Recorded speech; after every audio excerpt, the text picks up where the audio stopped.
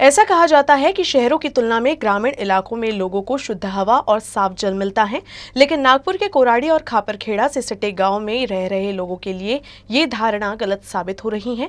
20 वर्षों से अधिक समय से यहाँ के लोग खराब पानी और दूषित हवा से परेशान हैं। कई बार प्रशासन को पत्र व्यवहार कर चुके हैं, लेकिन कोई हल नहीं निकला।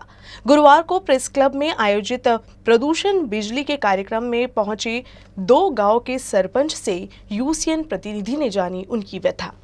इस अध्ययन के बाद जारी रिपोर्ट, जिसका शीर्षक है polluted power how Koradi and Khaparkheda thermal power stations are impacting the environment, में पावर प्लांट और राखड़ तालाब से होने वाले प्रदूषण को तुरंत रोकने की सिफारिश की गई है।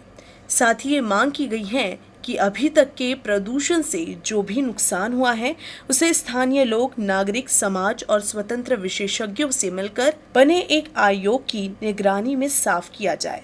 तो सबसे पहला स्टेप जो है कि सबसे पहले तो उनको नॉर्म्स फॉलो करने चाहिए। नॉर्म्स वो फॉलो करेंगे तो हो सकता है कि कुछ प्रदूषण वो कम कर पाए, और स्ट्रिक्ट होना चाहिए। मतलब स्ट्रिक्ट इतना होना चाहिए कि एक भी जगह से वो दिखे नहीं कि पानी जो है वो ऐश बर्न से निकल रहा है, क्योंकि ऐश बर्न से जब पानी निकलता है तो वो इतना इतना ऐश लेके निकलता है। तो वो ऐश तो अगर इतना ही उनको ड्रामा करना था तो उन्होंने इतनी बड़ी ऐश पॉन्ड बनाई क्यों? उनको बनाने की ज़रूरत ही नहीं थी ऐश पॉन्ड। अगर उनको नदी में ही छोड़ना था तो डायरेक्ट छोड़ देते। तो ये जो सब ड्रामा हो रहा है वहाँ पे कि ये ऐश बर्न बना रहे हैं और ऐश बर्न में डाल रहे हैं और बोलते हैं हम वाटर रीयूज़ कर रहे हैं। आप उनकी जो पाइपलाइन, इतना करोड़ों रुपए उन्होंने इन्वेस्ट किया होगा पाइपलाइन डालने में, और वो जो इतने करोड़ों रुपए उसमें इन्वेस्ट करते हैं उससे कहीं ज़्यादा जो हानि जो वो पहुँचा रहे हैं लोगों को, उनके स्वास्थ्य से जो खेल रहे हैं वो, ये तो स्टॉप होना चाहिए। इस अध्ययन के सहलेखक और मंथन अध्ययन केंद्र के संयोजक श्रीपाद धर्माधिकारी ने कहा कि अध्ययन से पता चला कि कोराडी और खापरखेड़ा थर्मल पावर स्टेशन के चलते उस इलाके के पानी के स्रोत बुरी तरह से प्रदूषित हो गए हैं।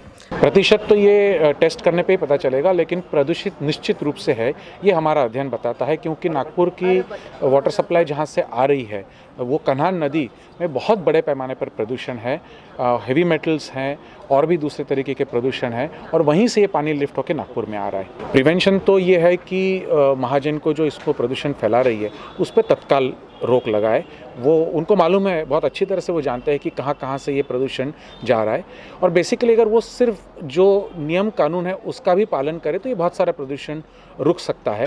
तो एक तो वो है, और दूसरा नागपुर की तरफ जो शहर की बात है वहाँ हम ये कहेंगे कि जहाँ से ये पानी लिफ्ट हो रहा है वहाँ से जो पानी लिफ्ट होता है उसकी टेस्टिंग तो ये करते हैं, लेकिन इसमें सारे पैरामीटर्स शायद नहीं टेस्ट किए जा रहे। तो ये हेवी मेटल्स के साथ सारे पैरामीटर्स टेस्ट करें, और ये टेस्ट के रिजल्ट जो है इसको पब्लिक डॉक्यूमेंट के रूप में रोज़ उसमें रखा करें, तो लोग इसमें से जान पाएंगे कि ये पानी प्रदूषित है या नहीं है।